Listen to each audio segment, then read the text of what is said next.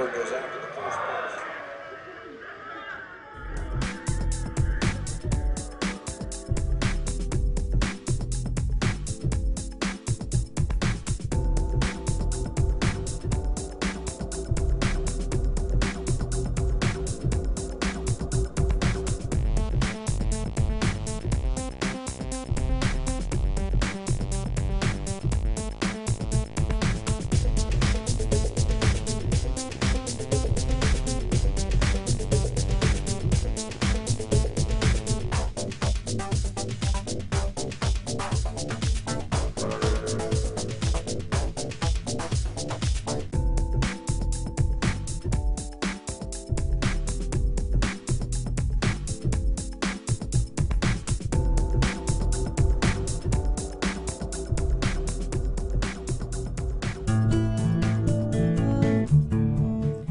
Maybe your first experience of putting money in the bank wasn't quite as heartwarming as this, but odds are, years later, you still refer to the balance showing on your bank account as being your money in the bank.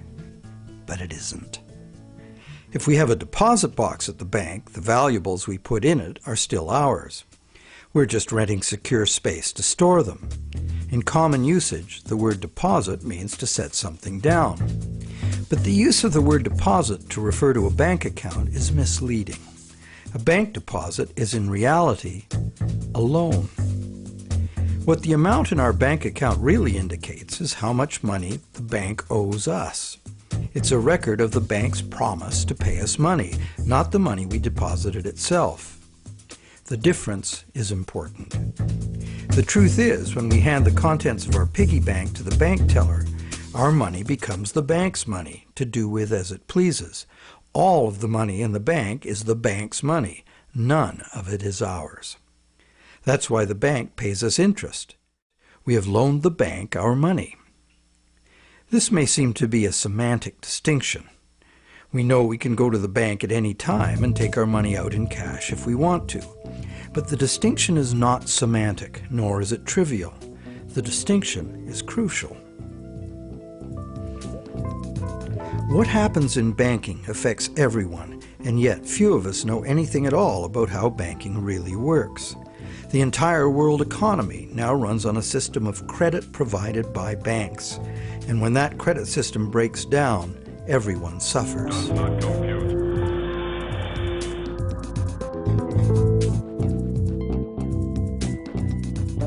To make things worse, the explanations for these breakdowns offered by the experts never look at the root cause, namely, that other than cash and coins, which make up just 1 to 5% of money in circulation, all the money in existence today was created as the principal of a bank loan, with the banks requiring principal plus interest as so-called repayment. Not only does this make the existence of money entirely dependent on the existence of bank credit, it makes the system as a whole bankrupt by design, as total debits, principal plus interest, exceed total assets from the moment the first loan document is signed. As the global banking system staggers towards worldwide collapse, more and more people are realizing they can no longer ignore the realities behind banking as it is practiced today. Many have lost their homes and jobs due entirely to the unsustainable practices of moneylenders.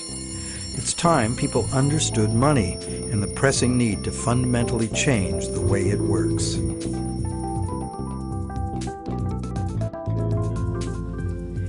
Clarifying what the words used in banking really mean is the first step.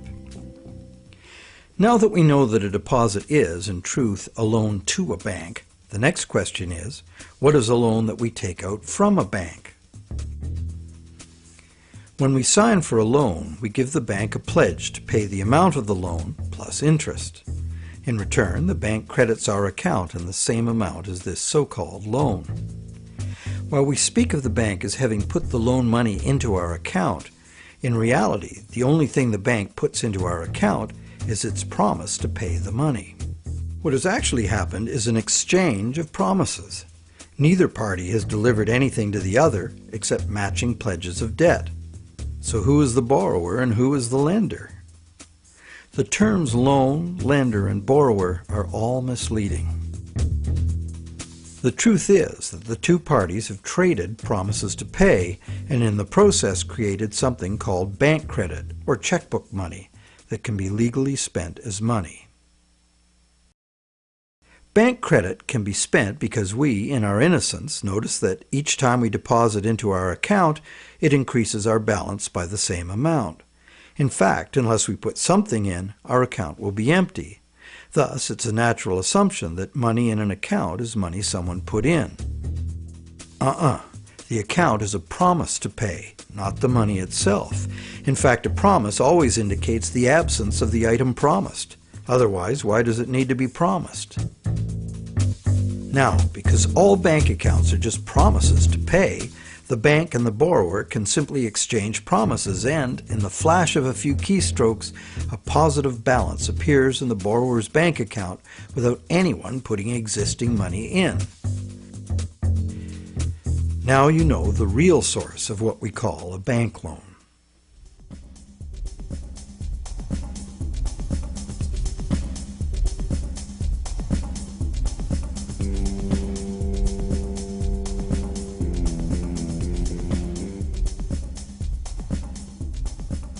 How different would it be if two parties just got together in a basement with a printing press and created new money that way? We intuitively understand the act of fraud called counterfeiting. In printing fake $100 bills, the counterfeiters also create new money out of thin air. Money gives us the ability to purchase the real goods and services of the world. It's clear that the counterfeiters have created new ability to purchase real goods and services without giving anything in exchange except a fancy piece of paper. Counterfeiters get something for nothing directly at the expense of whoever gets caught with their counterfeit money. And if the counterfeit money is not discovered, it dilutes the money supply, stealing from everyone. Counterfeiting is a serious crime, and it is easy to understand why. It's cheating on a basic social agreement, thou shalt not steal. But taking a loan from a bank also creates new purchasing power. However, instead of being considered a form of theft, it is the very basis of our monetary system.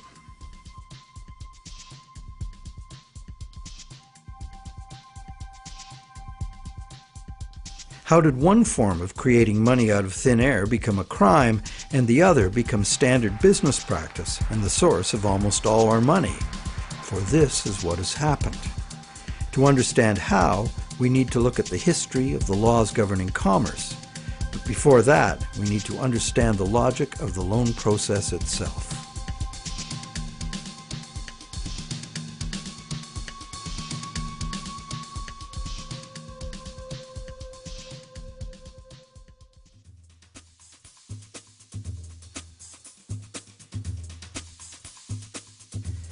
The borrower wants to purchase an item, but doesn't have the funds to do so at the present time.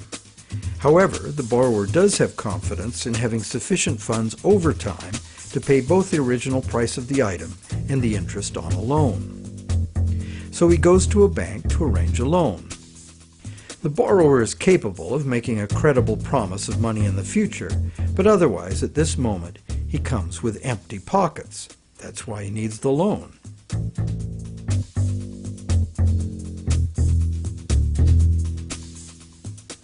We're probably all familiar with what happens next. The bank gets the borrower to sign an agreement in which the borrower promises to pay the bank the amount of the loan plus interest, or, in default, surrender to the bank the object that is to be purchased with the loan. This is done countless times every day all over the world. But there's a problem. How can the borrower pledge as collateral something that the borrower does not yet own? If I wanted to borrow $10,000 from you to go on a luxury cruise to Europe, would you accept my neighbor's car as collateral? Of course not, because you know very well that I have no legal right to give you my neighbor's car, no matter how much I owe you. But if instead I promise to buy my neighbor's car with the $10,000 you lend me, the situation is different. You might agree to lend me the $10,000, believing I will buy the car and will pledge it as collateral for the loan once I obtain legal title to it. However, until the transaction is completed, your $10,000 loan cannot be secured by title to the car.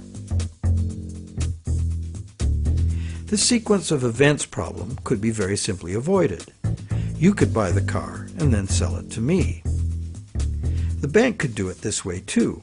If the borrower commits to the bank to buy the item, why doesn't the bank just buy it with its own money and then sell it to the borrower on time payments at interest?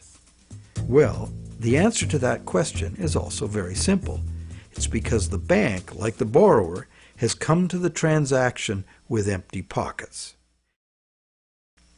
The bank fulfills its part of the so-called loan transaction by creating an account for the borrower. The truth is, the so-called borrower has funded his own account by fraudulently pledging a car he does not yet own as collateral. And the bank, the so-called lender, hasn't put up any existing money at all. And, if all goes well, it never will.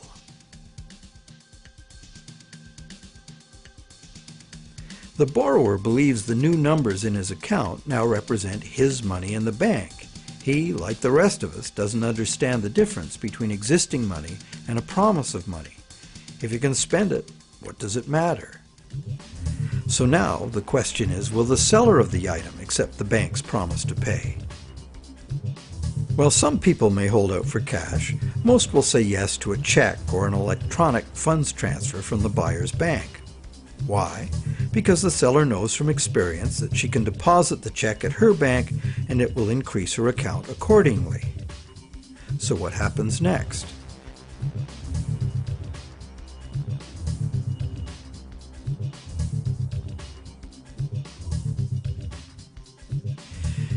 Well, obviously the buyer's bank now owes the seller's bank the amount of the loan.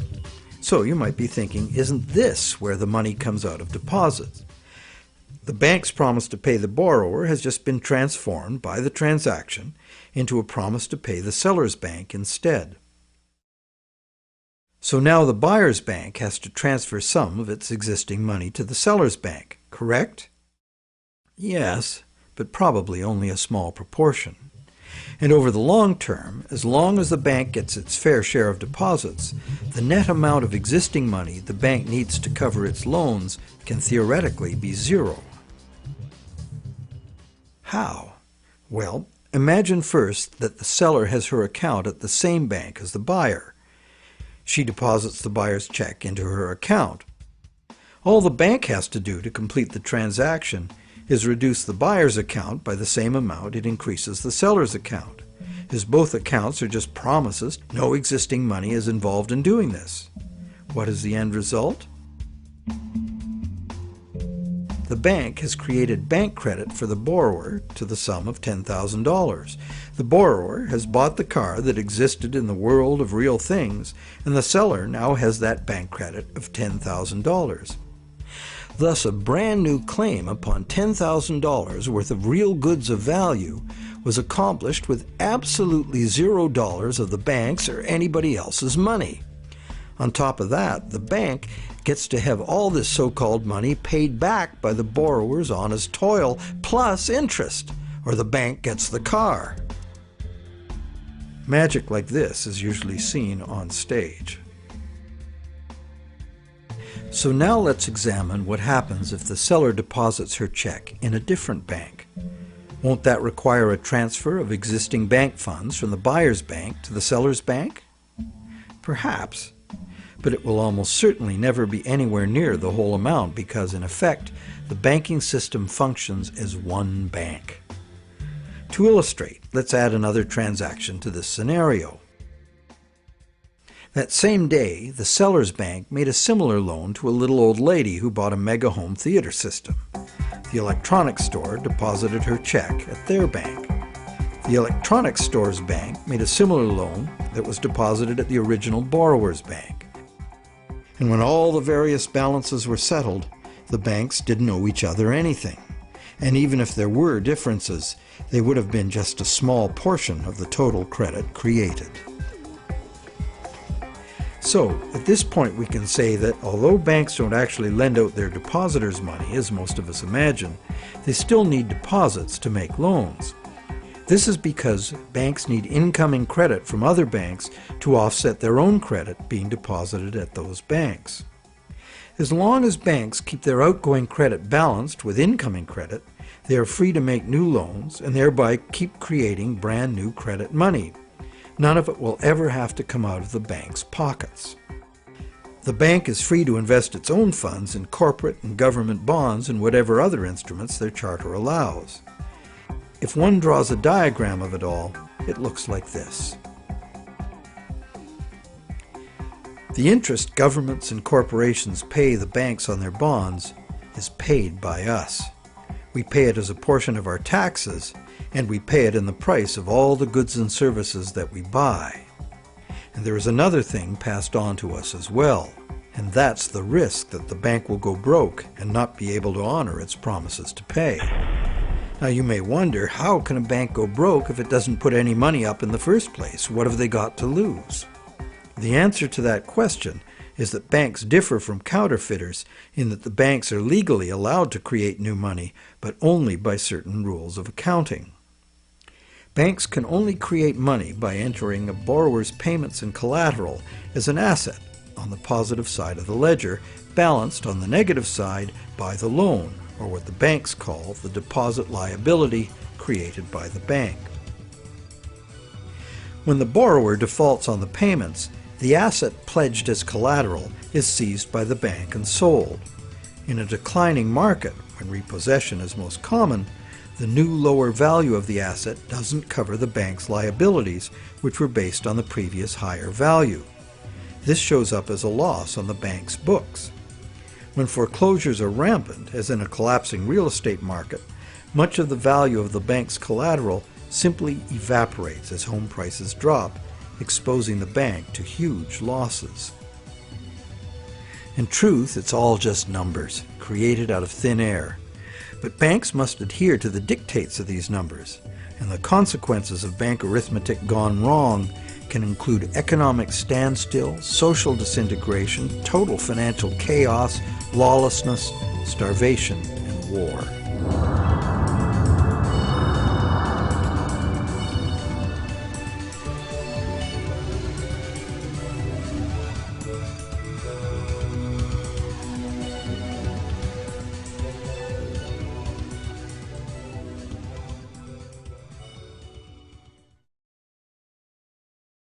However, for the purposes of understanding the anatomy of a loan, we shall assume that the system is still functional and all three of the loans we were looking at will get paid.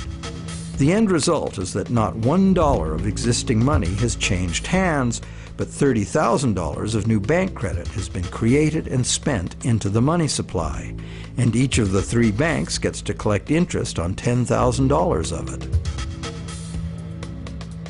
Is creation of this brand new $30,000 really an act of fraud, like counterfeiting? The obvious difference is that the banking system is legal, regulated by government, and disciplined by the courts to follow the rules of accounting. Another difference is that there is no obvious victim, like the person getting caught with a counterfeit bill.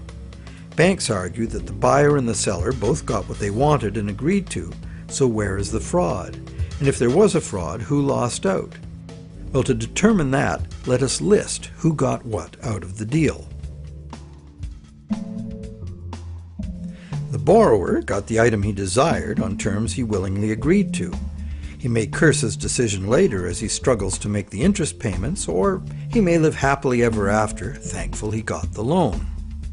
The seller got an increase in bank credit, which she's been conditioned since childhood to think of as her money in the bank. She's confident that she'll be able to spend it in turn, and she will. So, as far as the seller is concerned, she has been paid in full.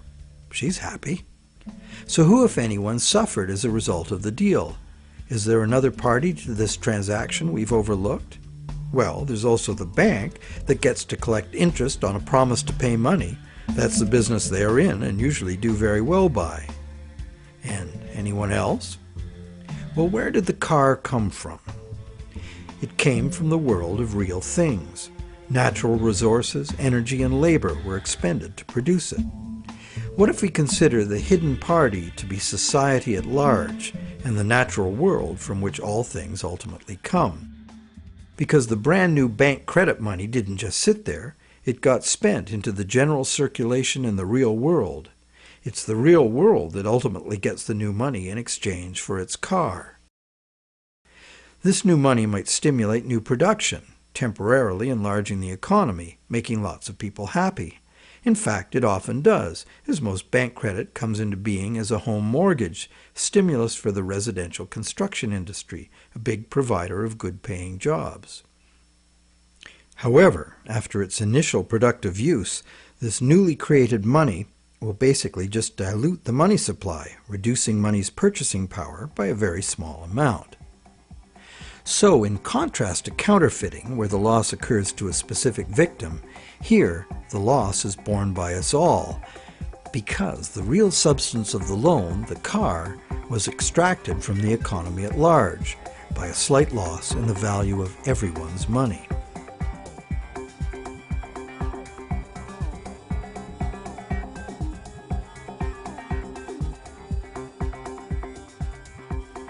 To continue our comparison of bank credit with counterfeiting, counterfeit cash eventually gets detected and removed from circulation, causing a direct loss to whoever accepted it. There is, of course, no guarantee of how much will be detected, nor any prescribed schedule for its removal. Bank credit is also removed from circulation over time because, as bank credit is paid back, the principal part of every payment is extinguished. Now remember that almost all the money in existence today is bank credit. Therefore, almost every dollar that passes through our bank accounts has a scheduled appointment to one day be paid as a principal payment on a bank loan and cease to exist. On top of the principal are the interest payments, which will become bank income, much of which will be recycled into the economy as interest to depositors and other bank expenses. So it's not immediately apparent that there's a loss to someone as a result of bank credit being withdrawn from circulation the way there is with counterfeit cash. But if we look closer, we find an interesting situation. We don't need anything more than fundamental arithmetic to understand the power that lies in controlling the money supply and why, as currently designed, total debt must constantly expand or the system collapses. Whenever the rate of debt money creation falls behind the rate of debt money destruction, the total amount of money in use will shrink. This is called deflation because the money supply is shrinking, like a deflating balloon. The result is less money relative to the goods and services available. With less money around to pay for them, the price of goods and services go down. At first, this sounds like a good thing, and it could be, if money were not created as debt at interest. For anyone not in debt, deflation would be like a general dividend on money, paid in goods and services of our choice. It would be as if money were the people's stock in their own prosperous company, their nation. People wouldn't have to demand a pay raise. If a nation were more productive as a whole, thus deserving of a raise, everyone would benefit automatically by having their money buy more. However, this is definitely not the effect deflation has in a system where money comes in the form of interest-bearing debt. More than 95% of all money currently in existence is in the form of debt to banks, promises to pay with interest added. And as we have seen, the principal is created, but not the interest. Due to the time delay between money's creation and its repayment, and the recycling of interest earnings as bank operating expenses, most of us can keep up our payments while the money supply is increasing. However, if the money supply or total debt is decreasing, money becomes harder to earn due to its scarcity, and fixed payments become harder to meet. For those heavily in debt, the money shortage can become catastrophic.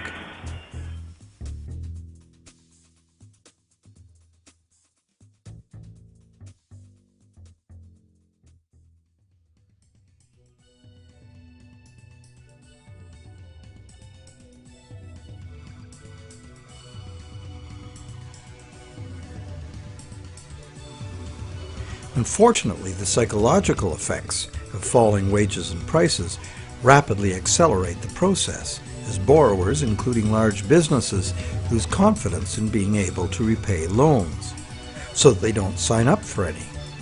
And without new loans to replace old loans, the money shortage rapidly gets worse, resulting in a decrease in jobs and purchasing power, even in the midst of abundant resources and productive capacity. This dismal spiraling math makes mass foreclosures inevitable. Prices plummet as no one wants to spend their money. Shrinking values destroy the value of loan collateral, causing banks to write off huge losses. Some even close their doors. Consumer and business confidence is lost. Rampant economic and social dysfunction follows.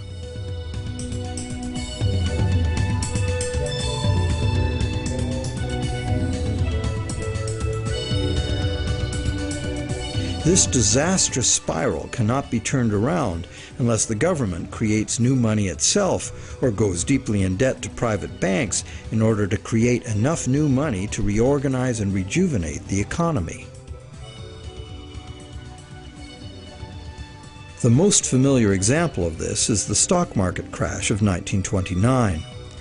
The psychological fallout of the stock market collapse resulted in less borrowing and thus less new money. The Federal Reserve did nothing to correct the resultant deflation, and by 1932 the money supply had been reduced by a third. Countless people were evicted from their homes because the money to make their mortgage payments simply ceased to exist. Then, in 1932, Franklin Roosevelt became the U.S. president. Roosevelt's New Deal set out to restore the economy by restoring the money supply. To counter the money shortage, Roosevelt borrowed from the private banking system. Factories started hiring again. But only when the war arrived, there's suddenly no shortage of jobs or funds available to do what was necessary for the war effort. It was the money expended on World War II that ended the Great Depression. The war also resulted in 50 million deaths worldwide and led to a new hostile international balance of power with its attendant arms races, mounting debts, and sweeping social and technological transformations.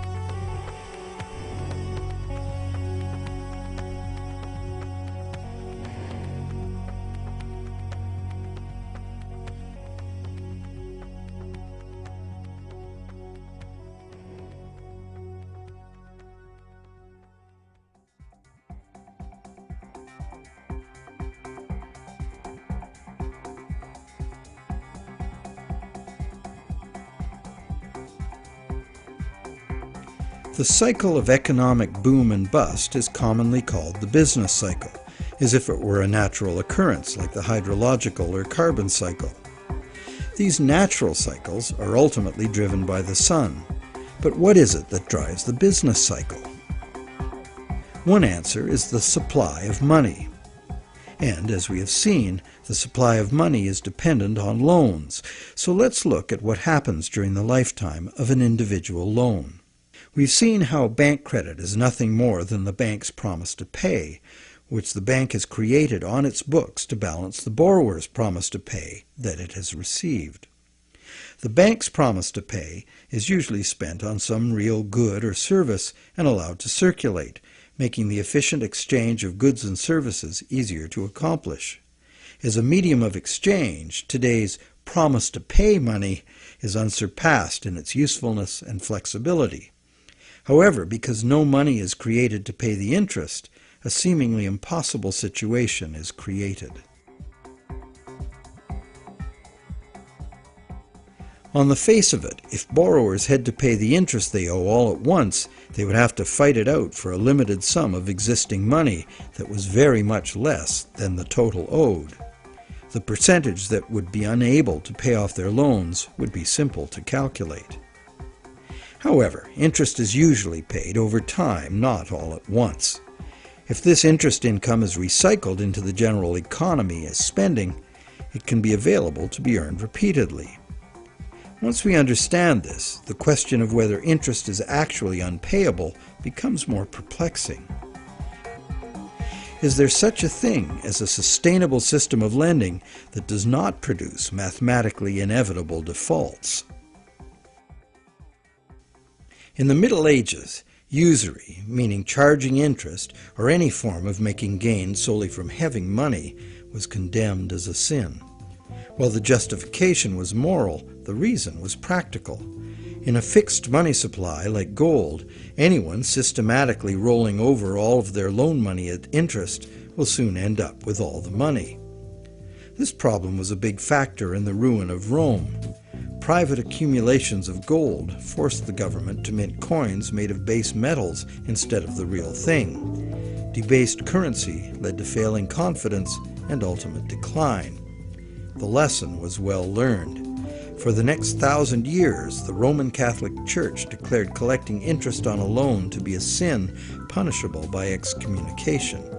In some countries, the penalty for practicing usury was death. Is charging interest really a sin? While today it seems very reasonable to charge for the use of money, there's a simple and unavoidable problem with doing so. Unless moneylenders spend every penny of interest they receive in such a way that the borrowers can earn it again, the borrowers are going to come up short regardless of their hard work and personal virtues. Someone will default simply as a result of the arithmetic. This is easy to picture where there's a fixed money supply like gold coin. As long as all of the coins taken in as interest are spent so that the borrowers can earn them, the same coins can be used to pay the interest over and over. The lender can profit by buying real things with this coin, but the coin itself must be spent, not lent nor removed from circulation. Leaving aside any moral considerations, this arrangement would be sustainable. However, if the interest coins are re-lent at interest or removed from circulation by hoarding, there will be an inherent shortage of coins with which to pay off the aggregate debt.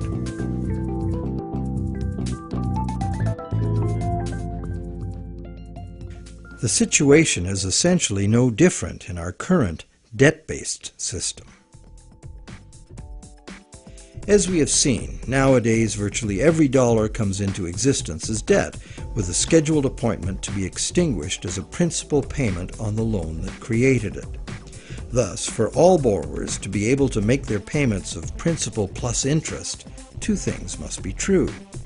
The dollar created as the principal of the loan must be available to be earned by the borrower in order to make the principal payment that extinguishes that dollar. And every dollar the borrower pays to the bank as interest must also be available to be repeatedly earned by the borrower so that it can be paid as interest again and again.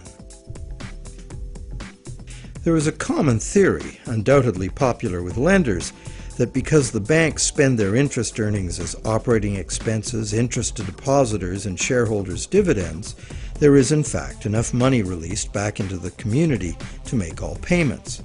However, like the idea of absolute shortage, this is an oversimplification. Picture what happens if someone else, such as you or I or an institutional non-bank lender, obtains this dollar and then lends it out at interest. Well, now that same dollar is simultaneously owed to two lenders and has two simultaneous interest charges attached to it. In addition, if this dollar is loaned, repaid, and reloaned by the secondary lender, it is not available to pay off the principal of the loan that created it, except as another loan. So, can we borrow from Peter to pay Paul and borrow from Paul to pay Peter? This gets interesting. We can. However, each time money is borrowed, there's an interest charge added that also must be paid. If all added interest charges can be earned, all payments can be made. On this basis, many economists and defenders of the current system claim there can never be a shortage of money and all payments can be made. But this seems to be a false assurance. For instance, if secondary lenders capture some of the money needed to retire the loan that created that money, the original loan can never be retired. The deficiency will have to be borrowed over and over forever, each time at interest. Each deficiency will be cumulative, adding to an ever-building total of debt that can never be paid off. And it stands to reason that for each added interest charge in the system as a whole, something extra is demanded of the system as a whole to pay for it. This affects everyone, producers, governments, and consumers. For producers, that something extra must be raised through higher prices or more sales. However, competition for more sales usually requires lowering prices, necessitating even more sales, and leads to overproduction and saturation of the market. The end result can mean job losses, plant closures, and bankruptcies. For governments, that something extra is raised by increasing taxes. But increasing taxes drains money from the productive economy, resulting in a reduction in the collective ability to pay taxes, which then necessitates increased government borrowing and additional interest charges. For consumers, something extra can mean getting an additional job, or borrowing to pay past debts, or paying off debt over longer periods of time. However, competition for jobs tends to lower wages, and paying over longer periods of time adds enormously to the amount of interest owed. And of course, borrowing to pay off past debts is like trying to fill a hole with more hole. And that is the situation we find ourselves in today. Producers can't sell more because consumers can't afford to buy. Governments are cutting taxes, not raising them, hoping to stimulate consumer demand, and consumers' real incomes are limited or even falling due to competition for a limited number of jobs. Therefore, any increase in the total amount of interest charges within the monetary system as a whole will result in a genuine shortage of money. This is because the real productive economy is limited by the availability of nature's resources.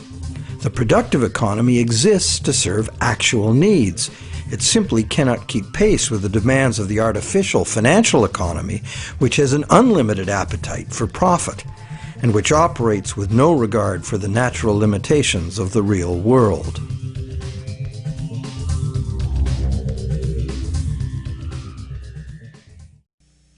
The theory that there's always enough money to pay the interest has a certain elegant simplicity. However, by the very nature of the assertion to be true, it has to be 100% true. This is impossible. For one thing, secondary lenders, who are not banks, do comprise a significant proportion of lenders, and they add their interest charges to money that already bears an interest burden. Beyond that, we have a cultural expectation.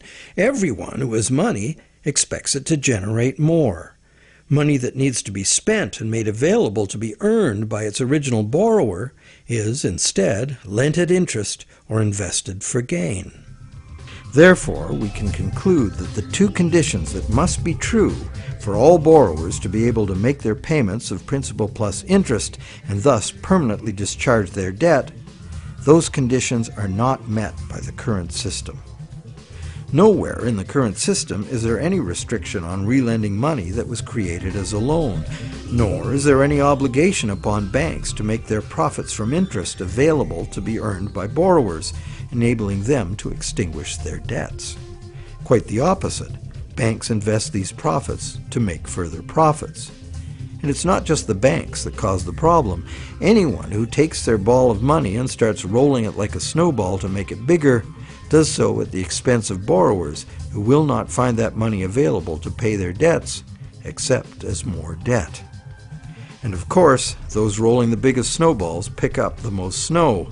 As the saying goes, the rich get richer and the poor get poorer. Money needed by borrowers in the lower realms of workaday productive economics moves upstairs to play in the casino world of abstract financial profit, and that's a world where transactions are little more than gambling on numbers in an effort to achieve higher numbers. They have little or nothing to do with providing the necessities of life.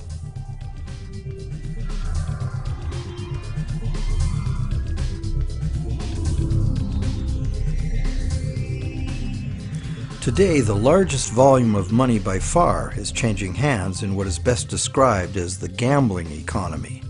The foreign exchange markets, the derivatives market, and the rest of the financial instruments being played by banks and investment funds for as much profit as possible.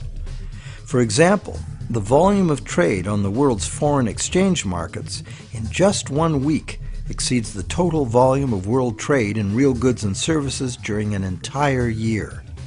This money is in continuous play by speculators looking to make windfall profits on currency fluctuations. It exists, but only in the gambling economy. So how unpayable is the ubiquitous interest burden in actual fact?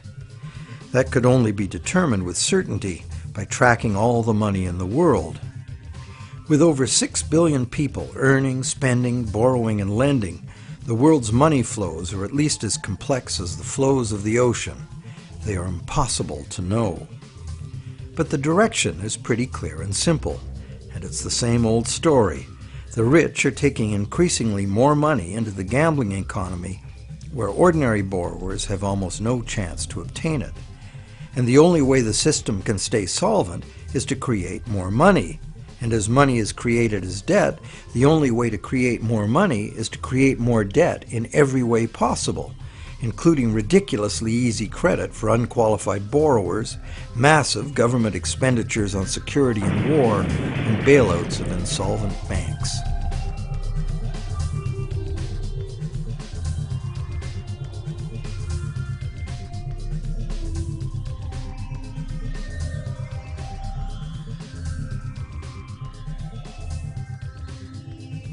How does the individual loan cycle relate to the boom and bust phenomenon known as the business cycle? The individual loan cycle can be described like this. First, there is economic stimulation because of initial spending. This is followed by inflation because new money basically just dilutes the money supply. And eventually, inflation is followed by deflation as loan repayments gradually extinguish the principal, removing that money from circulation. As long as the individual loan cycles don't match up, these cycles can smooth each other out. This creates a fairly stable money supply that leads to fairly stable prices, although continuous growth of the money supply is required, at least in part because, as you will recall, the money to cover the interest was never created. This is the model on which our economy is currently based. Avoiding deflationary spirals and keeping inflation at a level that doesn't upset people's apple carts constitutes the art of managing the economy, which is rather narrowly defined as achieving so-called price stability. However, a look at the purchasing power of the US dollar in real goods over the last century instantly reveals what this so-called price stability has really meant. The dollar has clearly lost almost all of its value, 96%, and is continuing to do so at a rapid pace. So price stability is not being achieved, and one hardly needs a degree in psychology to understand how human nature itself would turn the individual loan cycle into the collective phenomenon of the business cycle. The simple reason being that if one person sees great prospects and is doing well borrowing and expanding, others would have the confidence to do the same. Beyond the merely psychological effects, if one business is expanding on the basis of credit, Its suppliers and distributors will find it necessary to do so as well, or lose that business to someone who will. The same herd effect would occur for a gloomy outlook and accompanying credit contraction. Thus, it is entirely predictable that individual loan cycles would have a built-in propensity to line themselves up rather than be randomly distributed. And when they do, we see the larger scale cycle called the business cycle emerging directly from the cumulative effects of individual loan cycles. So, to sum up, one could say that out of the exchange of promises made by the bank and the borrower, society gets chronic inflation and a dependency on banks for increasing infusions of money to pay ultimately impossible interest payments. This results in an inescapable treadmill of accelerating debt and depreciating money, the only alternative being a deflationary collapse of the economy followed by social chaos or war. This eminently unhealthy situation filters down through society, wreaking harm on every level. We are like addicts, but the fix is not more and more heroin, it's more and more credit money. And eventually, our collective ability to borrow and repay so much credit becomes exhausted. This then creates the need for constant expansion of credit into new markets, in essence creating a fiscal imperative to drive everyone in the world further and further into debt forever. In the United States, this constant debt expansion has led to a total credit market debt in 2008 of more than $53 trillion, which is about 5 times the total annual income of the entire country. So is the world at large happy about its end of the loan transaction? Probably not. But the world at large has very little awareness of where these problems originate, the elusive system of counterfeiting and hidden control that is modern banking. And how about the banks? How have the banks fared as a result of this system? Well, first, by putting up only a small fraction of the money they ostensibly lend, the banks have obtained a river of income from interest payments on consumer loans and mortgages. Second, by using their credit powers to acquire large portfolios of corporate and government bonds, banks collectively appropriate control over government and industry. And thirdly, due to the inevitable defaults and foreclosures, the banks gain legal title to a lot of real property the world over. And finally, if the worst happens, if borrowers default en masse, causing the banks large losses, the government is forced to rescue the banks with multi-billion-dollar bailouts to save the financial system. And what are these bailouts financed with? You guessed it, more taxpayer debt. It is really quite an achievement to pull this off, and without most of the victims even being aware of it. If you're now thinking there ought to be a law, well, there is. There's a whole body of law that makes all of this legal. So how did a system like this ever become the law? To answer that, we go back to England in the mid-17th century.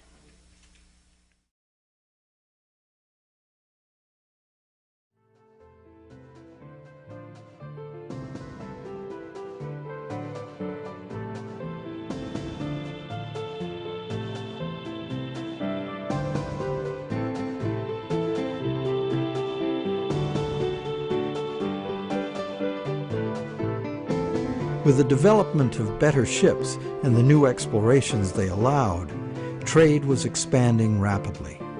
In order to carry out commerce, especially over great distances and lengths of time, written contracts were becoming more and more important and more sophisticated. Under English common law, it had long been established that a contract could only be enforced if something of real substance had changed hands. A transfer of goods or rights in property was the real stuff of the exchange, and that was what the court would evaluate for fairness, not just the words on the document.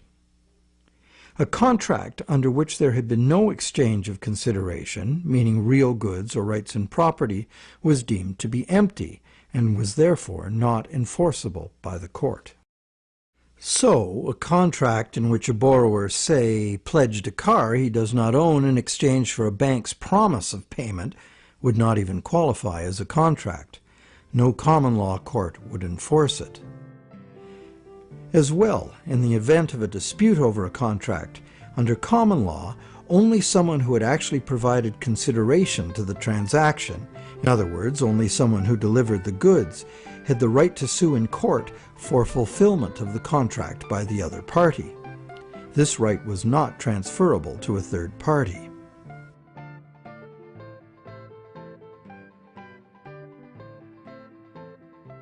When early traders went off personally on expeditions with trade goods, they bought those goods at home with their local currency and would sell them for foreign currency in the distant destination. They would then buy foreign goods with the foreign money, bring those goods home, and sell them for their local currency. Pretty simple. But as trade became more sophisticated, traders became more inclined to stay home and just hire ships to carry out deliveries.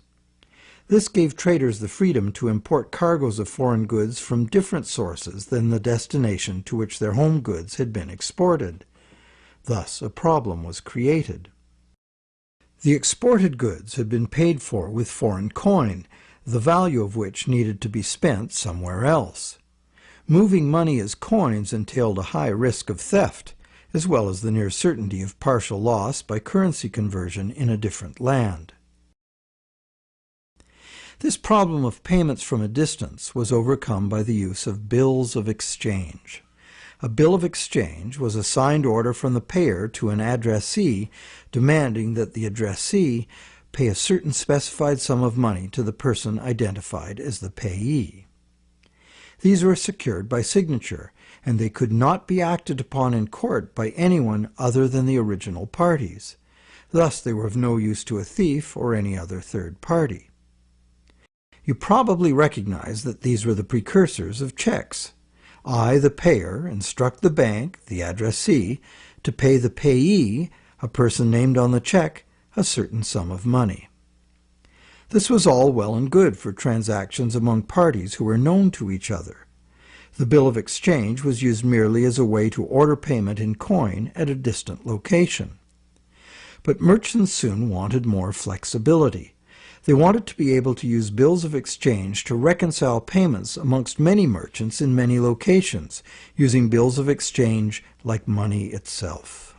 For this to work, bills of exchange had to be assignable to and enforceable by third parties. As we shall see, this was the moment in legal history that gave sanction to the banking system we have today.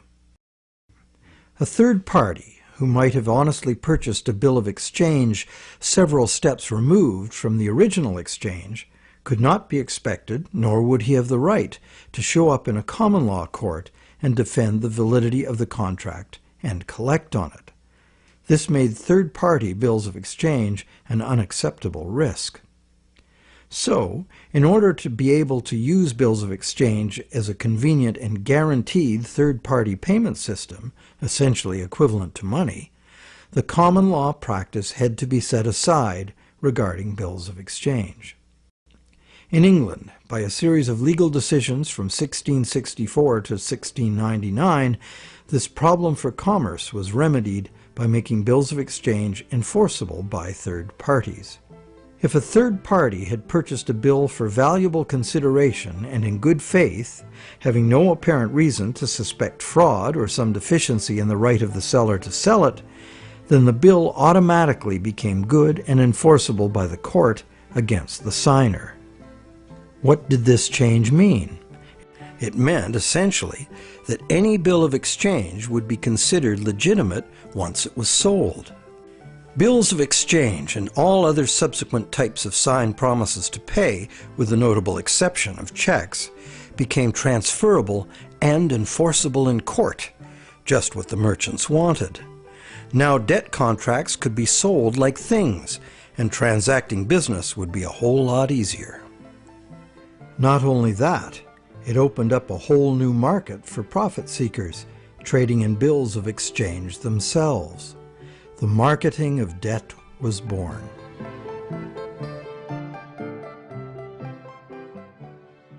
The change in the law had another effect as well.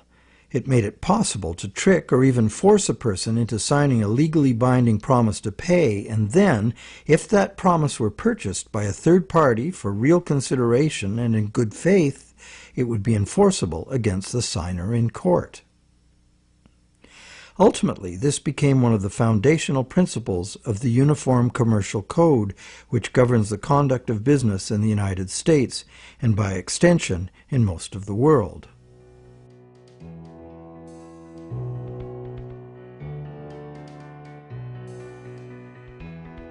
Think about it. If we buy a stolen laptop from a guy on the street, we're guilty of receiving stolen goods, a criminal offense. Doesn't matter if we paid honest money and were unaware the goods were stolen. The court will restore the goods to the rightful owner. We, as purchasers, innocent or not, lose our money and may even be charged with a crime. But if we buy a loan contract from a banker and give him real value for it in good faith, it doesn't matter that the loan contract may have come into existence under false pretenses. Whoever signed it is required by commercial contract law to pay up, and the courts will enforce the obligation. Today, debt contracts come in a myriad of forms, including and especially loans and mortgages. It's significant to note that just as these common law restrictions were being removed, the brand new Bank of England was being established.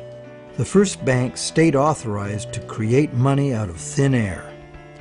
The new laws fit in perfectly, making the new bank's empty contracts enforceable against the so-called borrower.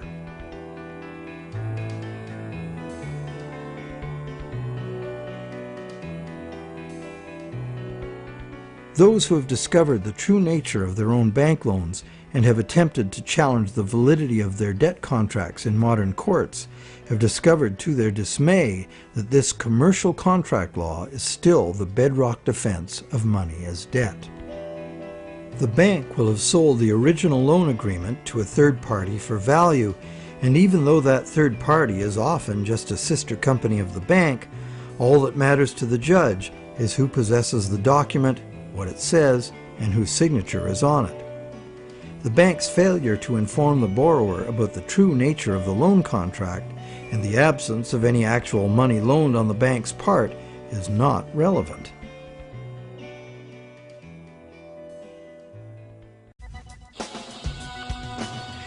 So, to conclude our investigation, it appears that modern banking practice rests on several distinct violations of common law, common sense, and natural justice.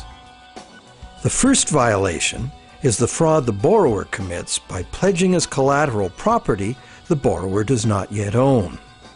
And the bank is complicit, as it knowingly accepts the fraudulent pledge as backing for the credit it creates. The second violation is the failure of the bank to disclose the true nature of the contract.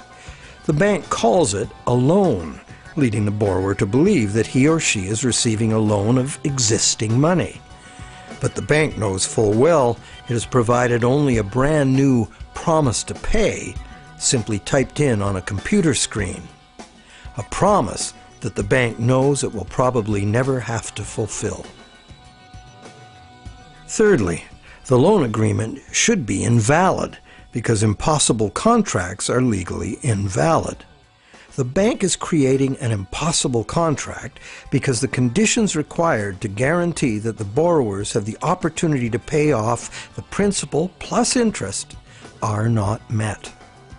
Unless the system enforces 100% recycling of both principal and interest, which it emphatically does not, some borrowers are going to default and lose their collateral simply due to the systemic shortage of money. The fourth violation is the violation of natural law by the law of contracts, which confers automatic legitimacy of title on any contract if the contract is sold to a third party for valuable consideration. This violates the principle that one cannot give better title to something than one has. But perhaps the biggest fraud of all is that most of the people who produce the real wealth of the world are in debt and at risk of losing everything they have worked for to bankers who fabricate money out of mere promises to pay. And where does this leave us? We are hostages in an economy that must grow faster and faster to keep up with an ever-growing money supply, or the entire system collapses in ruin. The money system as currently structured refuses to recognize that the real economy is limited by the capacity of the planet to provide the raw materials and waste disposal services the economy needs. The planet is finite, and therefore it should be obvious that the economy cannot grow at an accelerating pace forever. Our current money system runs like the bus in the movie Speed. It could not slow down, or the bomb planted on the bus would go off. And our situation is even worse, because the rate of debt creation must forever accelerate, or the entire economy crashes. The notion that infinite, perpetually accelerating growth is possible is the great fallacy of modern economics. It is a fatal delusion born of greed. An economic, social, and environmental crash of unprecedented proportion is surely inevitable, and this monetary system is utterly and hopelessly incapable of adapting to it. No wonder monetary reformers around the world insist that the entire monetary system needs to be rebuilt from the ground up.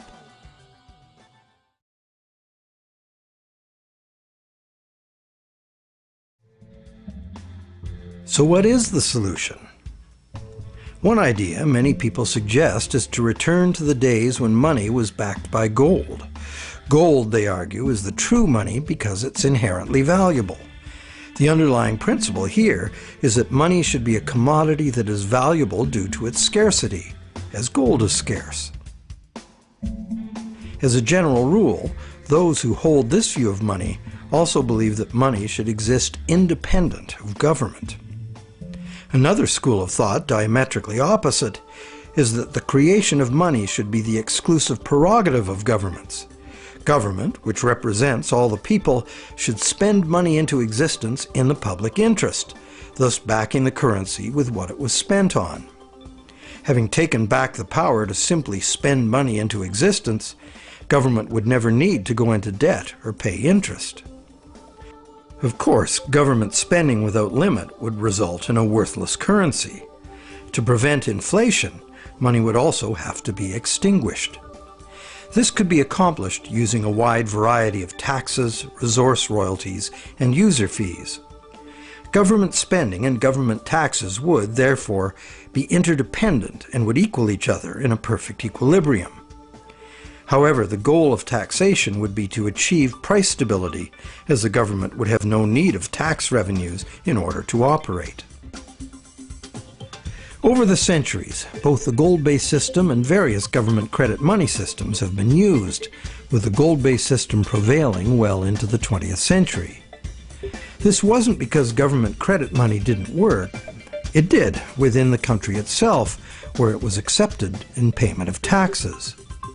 But until the invention of modern currency exchanges, international trade had to be carried out in gold. In addition, gold has had an almost supernatural fascination for humans for a very long time. We've been conditioned for millennia to think of money in terms of portable inherent wealth, as in gold coins. However, this is not the only way to think of money. Nor in the era of runaway debt money is it any longer accurate. Money is, at its root, an idea that humans invented in order to turn simple subsistence into complex civilization. It's the development of money that made possible specialization of labor and the indirect exchange of goods and services. Throughout money's evolution, from direct barter to standard trade goods, and on to standard coins, to paper promises of precious metal, to digital promises of paper cash, and now to digital promises to pay digital promises. Throughout this long evolution, the prevailing idea has always been to achieve greater flexibility by using convenient and secure promises to pay instead of money itself. The problem with promise to pay money has always been that it provides a golden opportunity to cheat, to create more promises than there is real stuff to back those promises up. But is there a way to make the exchange of actual money just as convenient and secure as the promise to pay system? Now there is. Digital money, convenient and secure, is now a possibility because of new encryption technologies. It works like this. Imagine taking the serial number off a dollar bill and dispensing with the paper. What do you have? A digital dollar. A digital dollar that can now be electronically transferred around the world just as easily and securely as a promise to pay dollar. However, and this is the big however, the digital money, while being entirely electronic, is also like a metal coin. It can never be in two places at once. Thus, the multiplication of promises can be prevented by insisting on actual payment in cash, paper or digital. We don't even need to keep this digital cash in a bank, as it provides its own safekeeping and can be transferred by internet. And instantly transferable digital money could perform intelligent functions far beyond anything money has been capable of before. For instance, with simple math programmed in, money could be made to calculate its own value, eliminating human speculation, manipulation, and error. Wouldn't that be something? In the meantime, efforts are already underway to reform the monetary system through legislation. Initiatives like the Monetary Reform Act and the American Monetary Institute's Monetary Act have already been written, prescribing in detail how to return the power to create money exclusively to government, and thus limit banks to lending existing money, just the way most people imagine it works now. While differing in detail, all such reform proposals in whatever country they originate always advance the same simple idea. The benefits of money creation belong to the public. At present, money is created not for the benefit of society, but for the profit of private banks. Banks like to create enormous amounts of money from our debt because the more we borrow into existence, the more interest the bank gets to collect, and the richer the bank becomes. In the process, the banks gain more control over everyone, individuals, industry, and government alike.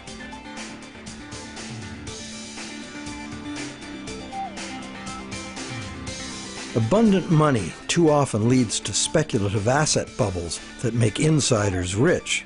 But as we have witnessed, these bubbles inevitably burst under the unbearable weight of ever-increasing interest demands. The losers are many, including governments. Already burdened with huge debt and shrinking revenues, governments are forced to add trillions to that debt in order to rescue the banks that are the cause of the problem. Otherwise, we would have no money system. It's an absurd situation, and a tragic one, considering that government could instead create the money itself and spend it interest-free on infrastructure, education, or universal health care. And most of that debt-free money would enter the economy as wages, circulating through all levels of society for everyone's benefit. This kind of abundant money would fund a reinvigorated, productive economy in which the savings of the people could fund honest loans of real existing money. At its root, money is a means by which we exchange real value. Without real value in the world, money is nothing. As we have seen, it's the real world that makes the loan, not the bank. We, the people, in conjunction with the material blessings of the natural world, are the source of all real wealth. Therefore, money creation and its benefits belong to the public, not to private bankers. And what about interest? As we have seen, interest poses an arithmetic problem. And it's a problem that can only be solved in three ways. 1, defaults and foreclosures. 2, perpetual growth of the money supply. Or the preferable and only other solution, 100% recycling of interest as spending. But such full recycling could only be accomplished by nationalizing the banking industry in the public interest. For example, interest earnings from public service banking could be paid to all as a citizen's dividend. Or it could be used to fund government in place of taxes, as was done successfully in colonial Pennsylvania. And that's just one instance of a society that organized its monetary system differently. There have always been alternatives, and there are alternatives now. What the evolution of money really teaches us is that the real measure of money's value is, very simple, its usefulness as money. And there are several different ways to create useful money. For instance, money can simply be an individual's private promise to pay, a pledge of one's own product or service, as in such community currencies as the LET system or time dollars.